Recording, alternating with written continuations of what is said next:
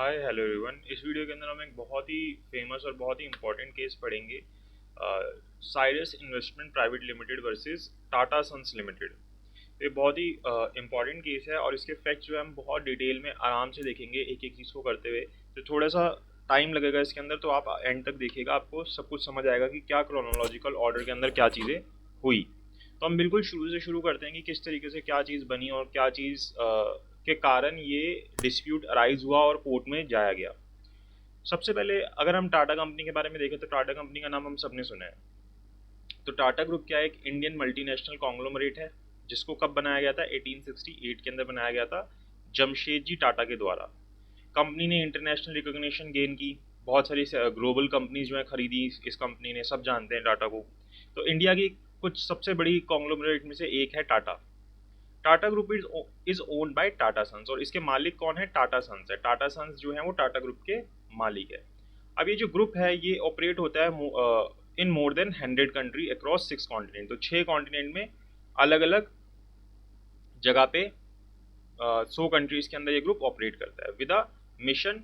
और इस कंपनी का मिशन क्या है? To improve the quality of life of the communities we serve globally through the long term stakeholder value creation based on leadership with trust. तो ये एक तरीके से आप बोल सकते हो उनका मिशन है कि ये लाइफ की क्वालिटी को इम्प्रूव करना चाहते हैं अलग अलग कम्युनिटीज़ की पार्ट ऑफ द वर्ल्ड के अंदर, और long term stakeholder value creation करना चाहते हैं और उनके बीच में ट्रस्ट क्रिएट करना चाहते हैं। तो ये इनका मिशन है। Tata son is a principal investment holding. यहाँ से इंपॉर्टेंट चीज शुरू होती है कि जो टाटा सन्स है ना वो क्या है? प्रिंसिपल इन्वेस्टमेंट होल्डिंग है। आप कंपनी के मालिक कैसे होते हैं? जब आपके पास उसके शेयर्स होते हैं। तो टाटा सन्स के पास भी क्या है? इसकी एक इन्वेस्टमेंट होल्डिंग है and promoters of Tata companies approximately 66% of the equity share. कितना टाटा सन्स के पास है? इक्विटी शेयर 66% टाटा सन्स के पास है। Of Tata Sons is held by philanthropic trust with sport education health livelihood generation art culture etcetera. तो ये एक जो होल्ड करते हैं टाटा सन्स, किस तरीके से होल्ड करते हैं? एक ये फिलैंथ्रोपिक ट्रस्ट है जिसके थ्रू 66% इक्विटी शेयर होल्ड किए जाते हैं। और ये फिलैंथ्रोपिक ट्रस्ट जो है वो किस फील्ड के अंदर काम करती है? Education health livelihood generation art culture, इन सब चीज़ों को सपोर्ट करती है। जो नेक्स्ट मेजर चंक है वो 18% का, वो बेसिकली किसके पास है? शपूर जी पालुंजी ग्रुप के पास, जिसको हम इन शॉर्ट एसपीजी बोलेंगे, और जिसका अब अपेरेंट जो हेयर हैं जो हमें लगते हैं वो कौन है? साइरस मिस्त्री हैं। ठीक है। अब जो मिस्टर साइरस मिस्त्री है इनको अपॉइंट किया गया था चेयरमैन टाटा सन्स का। जो एक कंपनी थी टाटा सन्स जिसके अंदर इन दोनों की होल्डिंग थी, एसपीजी की और जो टाटा सन्स थे उनकी जो होल्डिंग थी, उसके अंदर साइरस मिस्त्री को क्या बनाया गया? चेयरमैन बनाया गया। कब बनाया गया? ईयर 2012 के अंदर, दिसंबर के अंदर। Who was the 6th chairman of Tata Sons, जो कि 6th चेयरमैन थे टाटा सन्स के। तो इनको टाटा सन्स का चेयरमैन बनाया गया। यहाँ तक कहानी क्लियर है, कुछ भी नहीं पढ़ा हमने, बस हमने देखा कि जो ये टाटा ग्रुप था कब बना, इसके अंदर मेजर होल्डिंग किसकी है, तो ये हमको समझ आ गया। एंड देन साइरस मिस्त्री को चेयरमैन बनाया गया टाटा सन्स का दिसंबर 2012 के अंदर। अब साइरस मिस्त्री को आउस्टर किया गया, मतलब बाहर निकाला गया। तो क्या हुआ? 24 अक्टूबर 2016 को बोर्ड मीटिंग होती है टाटा सन्स लिमिटेड की। 24 अक्टूबर 2016 को बोर्ड मीटिंग होती है टाटा सन्स लिमिटेड की, जिसके अंदर क्या किया जाता है? मिस्टर साइरस मिस्त्री को रिप्लेस कर दिया जाता है। रिप्लेस कर दिया जाता है उनकी पोस्ट से of executive chairman which with immediate effect on ground of growing trust deficient, ये बोलते हुए कि आज से ही आप जो है एग्जीक्यूटिव चेयरमैन नहीं रहोगे, क्योंकि आपके ऊपर ट्रस्ट डेफिशिएंट ग्रो हो रहा है कि आप ट्रस्टफुल व्यक्ति नहीं हो। And repeated departure from the culture and ethics of the Tata group, और आप जो है जो भी कल्चर्स थे और जो एथिक्स थे टाटा ग्रुप के, आप उसको नहीं निभा रहे हो। And mister Ratan Tata was appointed as the interim chairman, और रतन टाटा को क्या कर दिया जाता है? मिस्टर रतन टाटा को इंटरिम चेयरमैन के तौर पर अपॉइंट कर दिया जाता है। And committee was form to hunt for new chairman in 4 months, और एक कमेटी बना दी जाती है कि 4 महीने के अंदर अंदर हम नए चेयरमैन को ढूंढ के लेके आएंगे विद इन 4 मंथ्स। तो ये चीज़ हुई यहाँ तक क्लियर कि भाई पहले दिसंबर 2012 के अंदर चेयरमैन बनाया गया था साइरस मिस्त्री को। उसके बाद 2016 के अंदर 24 अक्टूबर को इनको चेयरमैन से हटा दिया गया, एग्जीक्यूटिव चेयरमैन से, ये बोलते हुए कि आपके ऊपर ट्रस्ट डेफिशिएंट है और आप जो हमारा ग्रुप है इसके एथिक्स के ऊपर नहीं चल रहे हो, कल्चर्स के ऊपर नहीं चल रहे हो। और मिस्टर रतन टाटा को इंटरिम तौर पर अपॉइंट कर लिया जाता है चेयरमैन, और एक कमेटी बना दी जाती है जो कि विद इन 4 मंथ्स एक नए चेयरमैन को ढूंढ के लेके आएगी। अब 25 अक्टूबर 2016 को साथ ही साथ ये क्या करते हैं, कैविएट फाइल कर देते हैं। कैविएट क्या होता है भाई, आप कहीं पे भी कैविएट फाइल कर सकते हो किसी भी कोर्ट में, सुप्रीम कोर्ट, हाई कोर्ट, किसी ट्रिब्यूनल के अंदर, कि अगर सामने वाली पार्टी कोई केस करती है तो मेरे को भी सुन लेना, मेरे को बिना सुने आप उसके अंदर कोई ऑर्डर पास मत करना, जिसको हम एक्स पार्टी ऑर्डर बोलते हैं। तो यानी कि अगर वो कहीं पे कोर्ट में आएगा भी, यानी साइरस मिस्त्री किसी कोर्ट में जाएगा भी, तो एक्स पार्टी ऑर्डर नहीं ले सकता, पहले टाटा सन्स को सुना जाएगा, जो टाटा सन्स ग्रुप है उनको सुना जाएगा। तो इसके लिए वो कैविएट भी फाइल कर देते हैं नेक्स्ट डे, अपने आप को सेव करने के लिए, कहीं बीच में कहीं जाके कहीं पे कोई ऑर्डर ना ले ले। तो जो टाटा सन्स है वो कैविएट फाइल कर देते हैं सुप्रीम कोर्ट में, बॉम्बे हाई कोर्ट में, नेशनल कंपनी लॉ ट्रिब्यूनल के अंदर, to prevent ousted Tata Sons chairman Cyrus Mistry from getting ex party order against his sacking, कि भाई वो कहीं किसी कोर्ट में जाके एक्स पार्टी ऑर्डर ना ले ले। They don't want any court to pass any ex parte orders without hearing their side of the story. तो इन्होंने ये किया। तो दो चीज़ें हुई, एक तो साइरस मिस्त्री को निकाला गया और जो रतन टाटा थे उनको चेयरमैन बनाया गया, और एक कमेटी बना दी कि 4 महीने में नया चेयरमैन ढूंढ के लाओ। दूसरे ही दिन उन्होंने क्या किया, कैविएट भी फाइल कर दी कि भाई एक्स पार्टी ऑर्डर ना पास हो जाए। मतलब पूरा एक तरीके से हिसाब बैठा लिया कि इनको हमें साइरस मिस्त्री को दोबारा किसी भी तरीके से चेयरमैन नहीं बनने देना। ठीक है, तो यहाँ तक चीज़ें क्लियर हैं। फिर देखो आगे क्या होता है, अब लीगल बैटल स्टार्ट होती है। अब साइरस मिस्त्री ने भी फिर आगे अपनी चीज़ें स्टार्ट की। उन्होंने क्या किया, दिसंबर 2016 के अंदर 2 investment firms backed by Mistry family, जो कि मिस्त्री फैमिली जिसकी ऑनर्स थी, जिस कंपनी का नाम क्या था, Cyrus investment private limited and Sterling investment corporation private limited. 2 investment companies थी, इन्वेस्टमेंट फर्म्स थी, जिसके अंदर बेसिकली इन्होंने ही इन्वेस्ट कर रखा था। इन्होंने क्या किया, ये बोलते हैं कि हम माइनॉरिटी ग्रुप हैं शेयर होल्डर्स के, शपूरजी पलुंजी ग्रुप के, जो एसपी ग्रुप जो हम बोल रहे थे, एसपीजी में जो आपको बोल रहा था। और हमारे पास कितने इक्विटी शेयर्स हैं, 18.37% इक्विटी शेयर्स हैं। तो यानी कि 66% किसके पास थे, टाटा सन्स के पास थे एक तरीके से, और 18.37% किसके पास हैं, एसपी ग्रुप के पास है। कौन से शेयर्स, इक्विटी शेयर्स। तो बोलते हैं कि हम माइनॉरिटी ग्रुप हैं और हमारे साथ क्या हो रहा है, ऑपरेशन एंड मिसमैनेजमेंट हो रहा है। तो उसी की पिटीशन ये फाइल करते हैं सेक्शन 241 242 की। Refer to as petitioner filed in the suit in NCLT के अंदर फाइल करते हैं मुंबई ब्रांच के अंदर of the companies act alleging prejudicial and operational act of the majority shareholder की। जो मेजॉरिटी शेयर होल्डर है ना, इन्होंने हमारे साथ ऑपरेशन मिसमैनेजमेंट किया है। They also challenge Cyrus Mistry's removal, और साथ ही साथ ये भी बोलते हैं कि ये जो साइरस मिस्त्री को हटाया गया है ये गलत हटाया गया, आपको उनको नहीं हटाना चाहिए था। तो इस चीज़ की पिटीशन कहाँ लगाते हैं, एनसीएलटी मुंबई के अंदर लगाते हैं। अब यहाँ पे जो टाटा सन्स है वो क्या रिप्लाई करते हैं, वो ये बोलते हैं, in reply to the suit Tata sons allege Mistry family backed investment firm don't have the requisite eligibility. बोलते हैं कि भाई ये पिटीशन लगाने के लिए इनके पास एलिजिबल रिक्विजिट कंडीशंस ही नहीं है, क्योंकि जो सेक्शन 241 है वो हमें ये बोलता है, जब 244 हम पढ़ते हैं वो बोलता है कि अगर किसी को ऑपरेशन एंड मिसमैनेजमेंट की एप्लीकेशन लगानी है तो उसके पास एटलीस्ट 10% होल्डिंग होनी चाहिए किस चीज़ की, इशूड शेयर कैपिटल की। किसकी, इशूड शेयर कैपिटल की, इक्विटी शेयर की नहीं, इशूड शेयर कैपिटल की। तो उसके अंदर आप प्रेफरेंस शेयर को भी इंक्लूड करो, इक्विटी प्लस प्रेफरेंस को भी इंक्लूड करो। तो वो अगर हम कर दें तो सिर्फ और सिर्फ जो ये एसपी ग्रुप है इसके पास सिर्फ और सिर्फ 2.17% ही रह जाता है टोटल शेयर होल्डिंग का। तो ये सिर्फ 2.17 की ही होल्डिंग रखते हैं अगर टोटल शेयर्स हम देखें तो उनकी, जो इशूड शेयर कैपिटल है उसकी। तो यानी कि 10% ये कंप्लीट नहीं करते when both equity and preference shares were taken into account. With regard to the power of tribunal to waive of such requirement if applied for a petitioner, Tata Sons has contended that since the petitioner had not sought such waiver during the filing of the petition, such request should not be accommodated at later stage। और साथ ही साथ अगर हम section 241 पढ़ते हैं ना, उसके अंदर हमें नीचे प्रोविजियो के अंदर दिया गया है कि जो एनसीएलटी होती है ना, वो इस बात को, ये जो 10% वाली बात है, इसको वेव भी कर सकती है अगर इसको ठीक लगता है तो।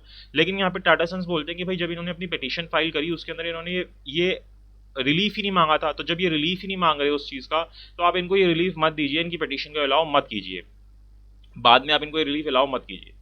फिर इसके बाद क्या होता है, in the application filed by Mistry family firm stated that Tata Sons undertaking of the legal provision is not correct. ये बोलते हैं भाई ये तो गलत तरीके से लीगल प्रोविजन को ले रहे हैं, जो टाटा सन्स हैं मिस्त्री बोलते हैं कि ये तो गलत तरीके से प्रोविजन को दिखा रहे हैं। They hold 18.37% of equity share in the company and its preference shareholder is consider none of the group would have the requisite 10% issued. कि भाई इनके पास 18.36% इक्विटी शेयर्स हैं, और अगर आप प्रेफरेंस शेयर्स को इंक्लूड करोगे तो कोई भी ऐसा है ही नहीं जिसके पास 10% से ज़्यादा की होल्डिंग हो, and paid up capital and would lead to absurdity as none of them would be able to maintain application. तो इससे तो एब्सर्डिटी हो जाएगी, भाई कोई भी ऑपरेशन मिसमैनेजमेंट की एप्लीकेशन ही नहीं लगा पाएगा, मिस्त्री बोलते हैं। Further it requested the tribunal to waive off the 10% minimum shareholding, और बोलते हैं प्लीज़ आप ये जो 10% की मांग की जाती है कि भाई कंपनीज एक्ट बोलता है कि 10% की रिक्विजाइट मेंबर्स अगर आगे जब रिक्विजाइट करते हैं कि भाई ऑपरेशन मिसमैनेजमेंट हो रहा है तभी आपको अलाउ करना है, इसको आप हटा दो, क्योंकि कंपनी एक्ट भी बोलता है इसको आप वेव कर दो हमारे लिए, प्लीज इसको हटा दो, क्योंकि facts circumstances and sufficient reason show करते हैं कि हमें ये 10% की जरूरत नहीं है, ऑपरेशन मिसमैनेजमेंट हो रहा है। If not done so the grave issue raise the petition would go entirely uninvestigated, और अगर आपने ऐसा नहीं किया तो जो मैं अपना इशू रेज कर रहा हूँ वो एक तरीके से अनइन्वेस्टिगेटेड रह जाएगा, ऐसा मिस्त्री बोलते हैं। तो अभी तक आपको समझ आया क्या हुआ, पहले मिस्त्री को हटाया गया, फिर हमने बोर्ड मीटिंग करी, उसके अंदर मिस्त्री को हटाया, मतलब पहले मिस्त्री को बनाया गया, फिर मिस्त्री को हटाया गया, फिर उसके बाद मिस्त्री जो है कोर्ट चला गया ये बोलते हुए कि ऑपरेशन एंड मिसमैनेजमेंट हो रहा है। फिर कोर्ट जो है, कोर्ट कौन से, ट्रिब्यूनल के पास गया, कोर्ट डायरेक्टली नहीं, एनसीएलटी के पास गया और एप्लीकेशन लगाई। तो जो और सामने वालों ने क्या बोला, यानी टाटा सन्स ने क्या बोला कि भाई इसके पास तो रिक्विजाइट नंबर्स ही नहीं है जो 10% के होने चाहिए। ये बोलते हैं नहीं है मेरे पास तो 18% है, लेकिन 18% तो इक्विटी शेयर्स के हैं, और अगर कोई भी ऐसे आप शेयर होल्डर ले लोगे तो किसी के पास भी अगर आप टोटल अगर कर दोगे, मतलब प्रेफरेंस शेयर्स को भी मिला दोगे, तो कोई भी ऐसा नहीं होगा जिसके पास 10% से ऊपर की होल्डिंग होगी, तो उस हिसाब से तो कोई भी कोर्ट आ ही नहीं पाएगा। तो इसलिए आप ये जो कंडीशन है 10% वाली ये वेव कर दो, ऐसा एनसीएलटी से बोलता है मिस्त्री जो है। यहाँ पे प्रोविजन दे दिया सेक्शन 244 का कंपनीज एक्ट का, जहाँ पे हमें 10% वाली बात बताई गई है। तो उसके अंदर यहीं पे बोला गया है कि अगर आपको एप्लीकेशन लगानी है सेक्शन 241 के अंदर, तो आपके पास 1/10 ऑफ द इशूड कैपिटल होना चाहिए अगर आप एप्लीकेशन लगाना चाहते हो। तो यही चीज़ यहाँ से लेके आई गई है, ठीक है। और अगर शेयर कैपिटल नहीं है तो 1/5 ऑफ टोटल मेंबर जो है इस चीज़ को करते हैं। और यहीं पे देखो प्रोविजन के अंदर भी बोला गया कि जो ये रिक्वायरमेंट है ना 10% वाली और 1/5 वाली, इसको क्या किया जा सकता है, वेव ऑफ किया जा सकता है। जो ए या बी के अंदर दी गई है, अगर मेंबर्स अप्लाई करते हैं सेक्शन 241 के अंदर for prevention of operation and mismanagement against minority share holders. तो एनसीएलटी को अगर लगता है, ट्रिब्यूनल को लगता है कि नहीं है 10% वाली बात की जरूरत नहीं है या 1/5 की बात जरूरत नहीं है, तो उसको वेव भी कर सकती है। अब आगे क्या होता है, मीनवाइल ड्यूरिंग पेंडेंसी, जब ये अभी ट्रिब्यूनल के अंदर ये पिटीशन पेंडिंग ही होती है, टाटा सन्स क्या करते हैं, नोटिस इशू कर देते हैं जनवरी के अंदर कॉलिंग फॉर ईजीएम। ये अपनी ईजीएम बुलाते हैं 6 फरवरी 2017 को, ठीक है, नोटिस देते हैं, फिर वो 21 दिन वाली बात आती है, ईजीएम बुलाते हैं 6 फरवरी 2017 को, जिसके अंदर वो क्या करते हैं, मिस्टर साइरस मिस्त्री को हटाने का ऑब्जेक्टिव रखते हैं कि हम इसको हटाएंगे, ठीक है, ये बिजनेस होता है क्या।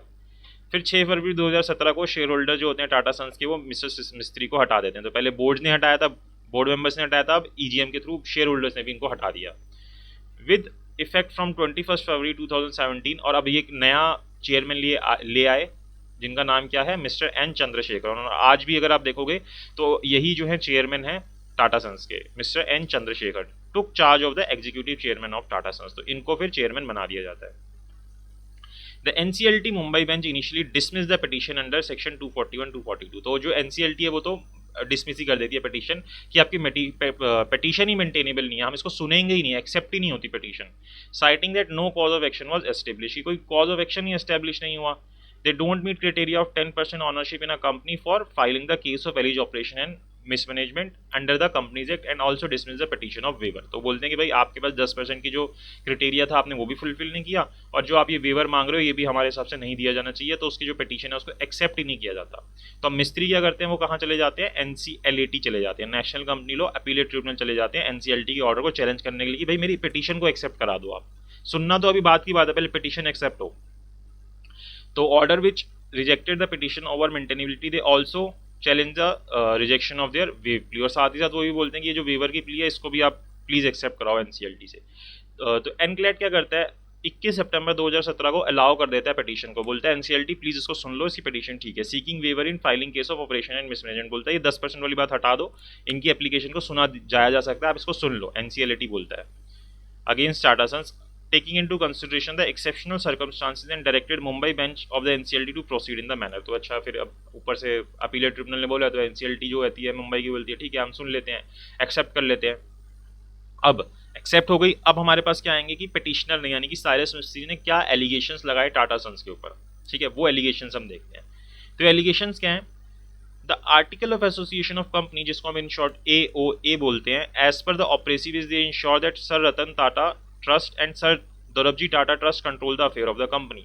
तो ये बोलते हैं कि ये जो AOA है ना यही पूरे के पूरे ऑपरेसिव है, क्यों, क्योंकि ये इंश्योर करते हैं हर एक तरीके से जो आर्टिकल ऑफ एसोसिएशन है कि सिर्फ जो रतन टाटा की ट्रस्ट है और जो सर दौरबजी टाटा की ट्रस्ट है यही सारे के सारे अफेयर्स को कंपनी के कंट्रोल करे और कोई इसके अंदर डिसीजंस ना ले पाए। तो पहले तो इन्होंने बोला कि इस तरीके से ऑपरेसिव है, तो ऑपरेसिव का पहला एलिगेशन लगाया। दूसरा एलिगेशन क्या लगाया huge interference of mister Ratan Tata and mister N A Soonawala is in every decision of the company की हर एक चीज़ में कुछ भी कंपनी का डिसीजन होता है, जो मिस्टर रतन टाटा है और जो एन ए सूनवाला है, ये हर चीज़ में आकर इंटरफेयर करते हैं बहुत ज़्यादा। दूसरा एलिगेशन ये लगाया, पहले तो ऑपरेसिव है, इंश्योर कर रहे हैं कि हर चीज़ टाटा ट्रस्ट के थ्रू ही हो, दौरव जी टाटा ट्रस्ट के थ्रू ही हो। और दूसरा फिर जो मिस्टर रतन टाटा है और जो मिस्टर एन ए सूनावाला है, वो हर चीज़ में आके इंटरफेयर करते हैं, हर एक डिसीजन के अंदर इंटरफेयर करते हैं। तीसरा एलिगेशन क्या लगाया साइरस मिस्त्री ने? The petitioners allege that powers vested under certain articles were not exercised in a judicious manner, कि जो आर्टिकल्स के अंदर पावर दे रखी है वो सही तरीके से एक्सरसाइज नहीं की गई, and should be struck off entirely, उनको पूरी तरीके से हटा देना चाहिए। कुछ जो एंट्रीज हैं, जो पावर्स दी गई हैं, वो सही तरीके से नहीं दी गई है आर्टिकल्स के अंदर। However the petitioner failed to disclose in their pleading whether at the time of making amendment to the specific article they did not attend the meeting contested and voted against the resolution. जबकि वो ये अपनी petition में कहीं नहीं बता पाते कि जब ए के अंदर ये जब क्लॉजेस को ऐड किया जा रहा था, तो आपने क्या मीटिंग को अटेंड नहीं किया था, या आपने क्या उसके अगेंस्ट वोट नहीं किया था? क्योंकि जब ये चेंजेस लाए गए होंगे, आप भी तो मीटिंग में बैठे ही होंगे, तब आपने क्यों नहीं इसको अपोज किया? तो इस चीज़ का वो कोई आंसर नहीं दे पाते मिस्टर साइरस मिस्त्री। फिर फोर्थ होता है over price chorus acquisition. Tata steel limited purchase chorus group limited for a sum of approximately in excess of USD 12 billion at a substantial premium, the value of which was more than 33% of its original offer price। चौथा आरोप लगाते हैं कि ये Tata steel limited ने ऐसा क्यों किया, ये बताओ। कि ये जो कॉरस का एक्विजिशन किया इन्होंने, कॉरस लिमिटेड को खरीदा, कॉरस ग्रुप PLC जिसको हम बोलते हैं, इन्होंने 12 बिलियन एक्स्ट्रा दे दिए। जितनी उसकी वैल्यू थी उससे 12 बिलियन एक्स्ट्रा क्यों दे दिए, जो कि उसकी ओरिजिनल वैल्यू से 33% ज़्यादा थे। इतना ज़्यादा पैसा क्यों दे दिया? तो ये एक एलिगेशन लगाया। पांचवा एलिगेशन लगाया continuous doomed business of Nano car project undertaken by Tata motors upon insistence of mister Ratan Tata की। जो नैनो कार का प्रोजेक्ट है वो पूरी तरीके से डूबा हुआ बिजनेस है, उसके बावजूद भी इसको कैरी ऑन किया जा रहा है। क्यों? क्योंकि मिस्टर रतन टाटा बोलते हैं कि नहीं, हमें इसको कैरी ऑन करना है। तो क्यों इसको कैरी ऑन किया जा रहा है जबकि ये डूबता हुआ बिजनेस है? देन अगला एलिगेशन लगा use of Tata Son share holding in certain Tata group companies to requisition EGM for removal of Cyrus Mistry as director from the board of Tata Sons। की जो टाटा सन्स की शेयर होल्डिंग है, इसको use किया गया कुछ टाटा ग्रुप कंपनीज के अंदर EGM बुलाने के लिए। और EGM के अंदर, क्योंकि EGM के अंदर कौन वोट करेगा? शेयर होल्डर करेंगे, और टाटा सन्स के पास तो है ही इतनी ज़्यादा शेयर होल्डिंग, तो उन्होंने अपने इसके अगेंस्ट खुद ही वोट करके जो साइरस मिस्त्री थे उनको डायरेक्टर की पोस्ट से हटाने की कोशिश करी, और मतलब हटा दिया। क्योंकि इनके पास मेजर होल्डिंग थी, तो वोट क्या करेंगे? यही तो करेंगे, फिर वो वही उसको हटा देते हैं। ठीक है, ये एलिगेशन लगाई कि भाई आप मिसयूज कर रहे हो ना, आपके पास इतनी ज़्यादा होल्डिंग है। तो अगली एलिगेशन क्या लगाया? Illegal removal of mister Cyrus Mistry as chairman of the company was in violation of law, principles of governance, fairness, transparency and probity. इन्होंने बोला कि जो मिस्टर साइरस मिस्त्री को चेयरमैन की पोस्ट से हटाया गया, वो कैसे है? वो लॉ को वायलेट कर रहे हो आप, जो गवर्नेंस के प्रिंसिपल्स हैं, फेयरनेस है, ट्रांसपेरेंसी है, प्रोबिटी है, इन सबको वायलेट करते हुए आप ये एक तरीके से पोस्ट पे इनको लेके आ रहे हो।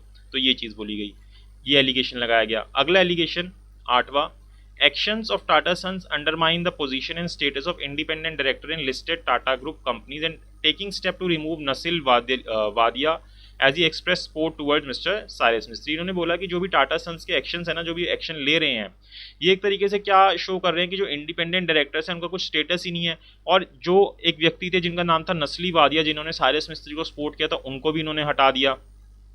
ठीक है, तो ये क्या शो कर रहा है कि जो इनके एक्शंस है वो कंपनी को इंडिपेंडेंट नहीं रहने दे रहे। तो इन्होंने एक ये एलिगेशन लगाई। अगली एलिगेशन लगाई joint venture between AirAsia limited and Telestra trade place private limited ensuring the aviation sector including possible fraudulent hawala transaction as indicated in the Deloitte forensic report. इन्होंने बोला कि ये जो जॉइंट वेंचर हो रहा है ना, मतलब हुआ है जो एयर एशिया लिमिटेड और Telstra trade place private limited के बीच में, जो कि एविएशन सेक्टर के अंदर है, इसके अंदर कुछ ना कुछ पॉसिबल फ्रॉड हुए हैं, हवाला ट्रांजेक्शन हुई है। क्योंकि जो डेलॉयट की फॉरेंसिक रिपोर्ट है उसके अंदर भी इस तरीके की कोई ना कोई चीज़ शो हुई है, तो वहाँ पे इन्होंने कुछ फ्रॉड किया है। अगली चीज़, actions of mister Ratan Tata constitute breach of SEBI regulations on prohibition of insider trading. ये जो मिस्टर रतन टाटा ने किया है, ये अपने आप में सेबी रेगुलेशंस को वायलेट करते हैं, जो कि इनसाइडर ट्रेडिंग के ऊपर बोलते हैं कि इनसाइडर ट्रेडिंग आपको नहीं करनी है। उसके बाद close relationship of mister Ratan Tata with Siva leading to leakage of board meeting discussions, की इनके शिवा के साथ क्लोज रिलेशन है और ये बोर्ड मीटिंग के जो डिस्कशंस होते हैं पहले ही लीक कर देते हैं। और आखिरी एलिगेशन 12वां एलिगेशन लगाया, बेस्टोइंग कॉन्ट्रैक्ट्स अपॉन मिस्टर मेहली मिस्त्री and enriching him at the cost of Tata companies, कि ये क्या कर रहे हैं, मिस्टर मेहली मिस्त्री के साथ कॉन्ट्रैक्ट कर रहे हैं और उनको टाटा कंपनी की को लॉस होते हुए इनको प्रॉफिट कर रहे हैं मेहली मिस्त्री को। तो ये सारे 12 एलिगेशंस लगाए गए मिस्टर साइरस मिस्त्री के द्वारा इस पिटीशन के अंदर। ठीक है, अब टाटा सन्स इसका रिप्लाई करते हैं, क्योंकि पहले एक तरीके से एलिगेशन लगेंगे फिर आप उसका रिप्लाई करोगे ना, जैसे पिटीशन फाइल होती है फिर उसका WS फाइल होता है, तो वही चीज़ हो रही है यहाँ पे, रिप्लाई किए जा रहे हैं उसका। तो अब रिप्लाई के अंदर क्या बोलते हैं Tata Sons, the company says that this petition is primarily filed to advocate that cause of Mr. Cyrus Mistri's removal as illegal and prejudicial to the petitioners, so that raise the issue alleged operation against the petitioners and alleged mismanagement in the company. But in reality, it is nothing but a strategy by Mr. Cyrus Mistry to publicly express his displeasure at the loss of his office as executive chairman of the company and also to tarnish the reputation of the company. ये सबसे पहले तो यही बोलते हैं कि ये इनके द्वारा फाइल की गई है किस चीज़ को एडवोकेट करने के लिए, किस चीज़ को सामने रखने के लिए, कि ये जो रिमूवल है ये बोल रहे हैं कि इलीगल है, लेकिन ये इलीगल नहीं है, ये सिर्फ इसलिए फाइल कर रहे हैं क्योंकि ये इनको जो चेयरमैन की पोस्ट से हटा दिया गया ना, ये अपना डिस्प्लेजर शो कर रहे हैं इस चीज़ से और कंपनी का नाम खराब करना चाहते हैं, रेपुटेशन खराब करना चाहते हैं। ठीक है, फिर second, Mr Ratan Tata was appointed as chairman of the company in year 1991, कि मिस्टर रतन टाटा को हमने चेयरमैन अपॉइंट किया था 1991 के अंदर, जो कि 21 ईयर्स तक चेयरमैन रहे थे जब तक कि उनकी रिटायरमेंट हुई थी 2012 के अंदर, upon attaining the retirement age of 75 years, क्योंकि वो 75 ईयर्स से हो गए थे तो उनको रिटायर कर दिया गया था।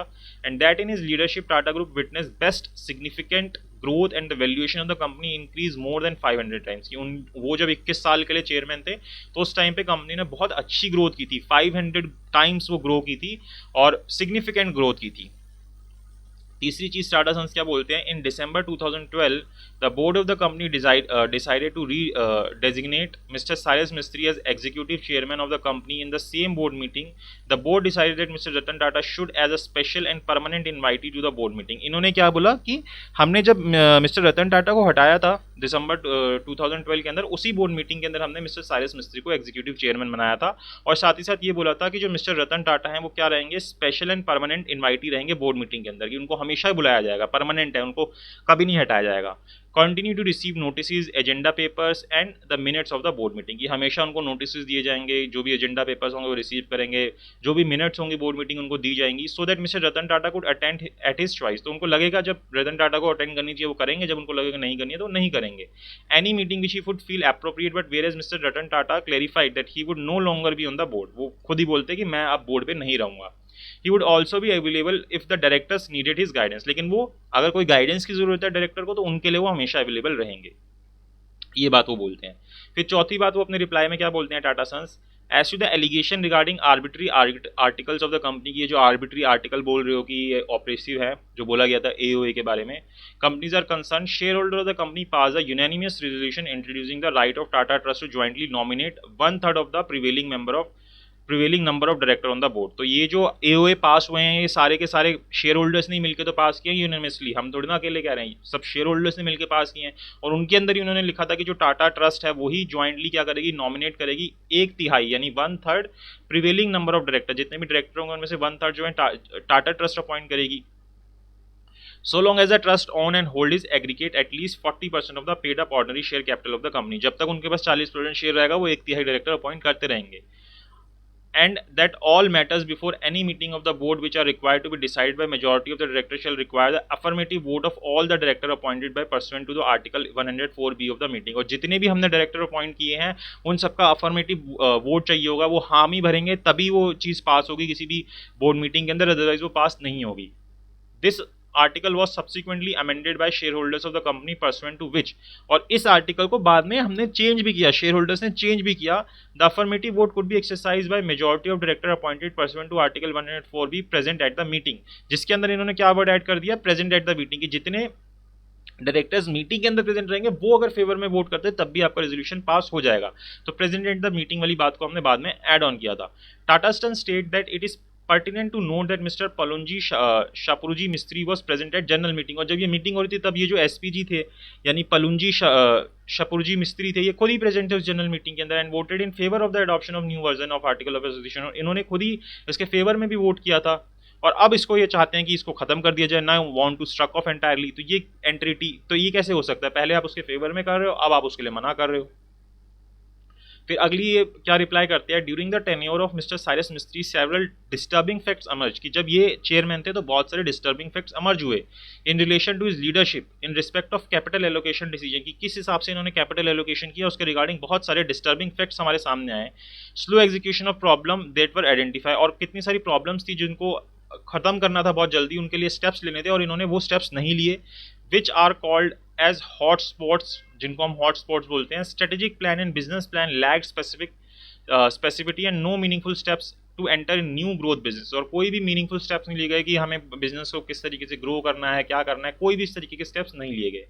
Reluctant to embrace the articles of association lead to growing trust deficit between the board of directors and Mr. Cyrus Mistry, और ये आर्टिकल्स ऑफ एसोसिएशन को खत्म करना, चेंज करना चाहते थे, जिसके कारण जो बाकी बोर्ड ऑफ डायरेक्टर्स थे और साइरस मिस्त्री थे उनके बीच में डिफरेंसेस बढ़ते गए, ट्रस्ट डेफिसिट बढ़ता गया।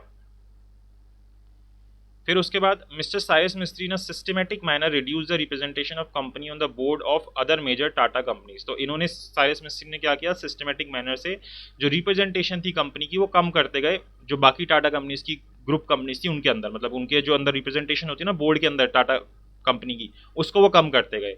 Over a period of time several directors of the company on the board of Tata group companies retired, और बहुत सारे जो डायरेक्टर्स थे बाकी ग्रुप कंपनी के अंदर, जो बोर्ड के डायरेक्टर थे वो साथ साथ रिटायर होते चले गए। Exercising the executive power mister Cyrus Mistry did not appoint any directors of the company on the board of other Tata companies, इन्होंने और बाकी जो टाटा ग्रुप की कंपनीज थी उनके ऊपर कोई भी, क्योंकि वो रिटायर होते गए साथ ही साथ, लेकिन इन्होंने कोई और अपने जो है डायरेक्टर्स नहीं बिठाए उन टाटा कंपनीज के अंदर, as we practice in pass, जैसा कि हम हमेशा करते थे। This systematic dilution weakened the bind through which Tata values ethos and governance principle, इसके कारण क्या हुआ कि भाई जो हमारी वैल्यूज हैं, जो हम चीज़ें फॉलो करते हैं, आपने उसको वीकेन कर दिया। ठीक है, जो भी हम, अगर हम कोई स्ट्रेटेजी लेके आएंगे, अगर हमारे बोर्ड ऑफ डायरेक्टर्स ही नहीं होंगे हमारी ग्रुप कंपनीज के अंदर, तो हम उसको कैसे वहाँ पे इंप्लीमेंट करवाएंगे, तो आप इन चीज़ों को खराब कर रहे थे। In most of the cases mister Cyrus Mistry ensure that he has the only director who has common to the company and Tata group companies, effectively making himself only channel between the company and Tata group companies.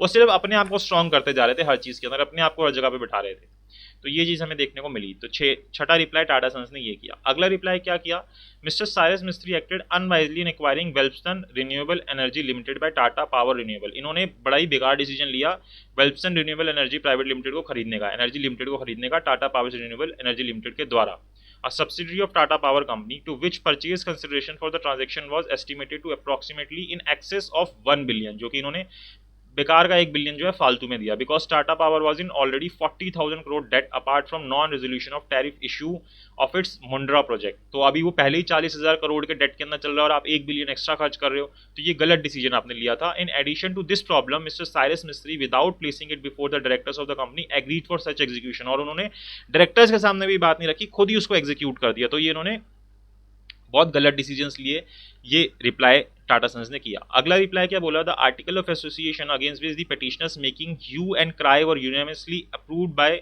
Either by the father of mister Cyrus Mistry और bye mister Cyrus मिस्त्री, की ये जो article of association के लिए बार बार रो रहे हैं कि ये गलत है, ये चीज़ गलत है, वो इन या तो इनके फादर ने हर जगह पे पास किया है, अप्रूव किया है यूनिवर्सली, या फिर इन्होंने खुद ही अप्रूव किया है। ठीक है, और एकदम से कहाँ से अब आपका ऑपरेशन मिसमैनेजमेंट हो गया या ऑपरेसिव हो गए एओए, पहले तो आप उसको पास कर रहे थे और अब आप बोल रहे हो वो ऑपरेसिव हो रहे हैं।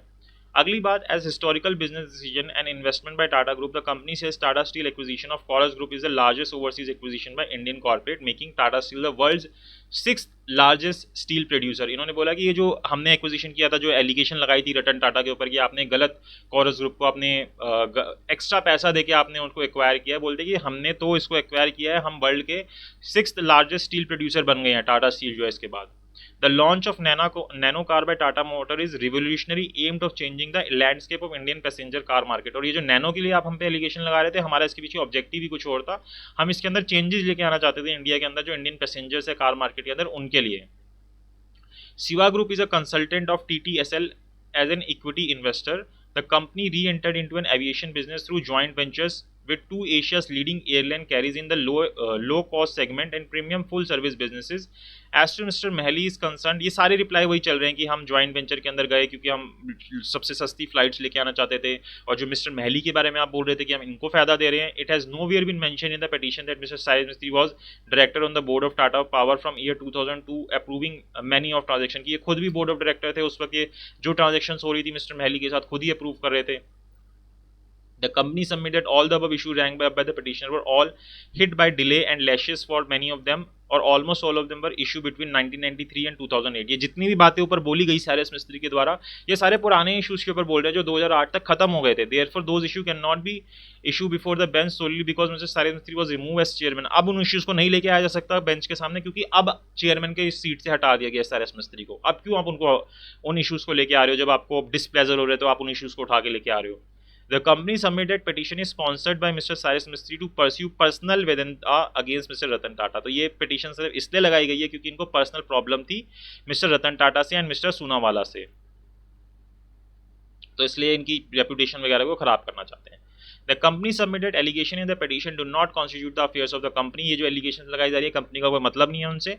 With in fact is a petition sought to impugn the affair of public charitable trust which is not permissible under law. जबकि ये एलिगेशंस जो हैं जो कंपनी अपने चैरिटेबल पर्पसेस करना चाहती है इनको ख़त्म करना चाहती है इन चीज़ों को. ये जो एलिगेशंस है ये सारी चीज़ें बोली गई. और ये जो आप फेमा वाली बात कर रहे हो कि ये इनसाइडर ट्रेडिंग हो रही है, तो यहाँ पे डील नहीं होनी चाहिए. Insider trading regulation, FEMA regulation is not triable by this bench, वो तो यहाँ पे होंगी भी नहीं, उनका ट्रायल चलेगा ही नहीं. The company submitted it is weird to hear that Tata Trust acting detrimental to the interest of the company. If such is the case, trusts are the first person to suffer because such action would directly hurt the investment held by the trust in the company.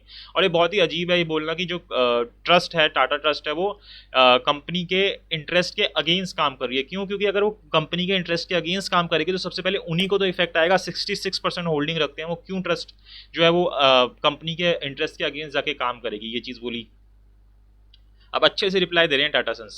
The company submitted petitioner have cherry picked certain business decision predating Mr. Ratan Tata has taken certain decision during his tenure which the petitioner consider imprudent and non-judicious which have allegedly caused loss to the company. तो ये बात आगे बोली.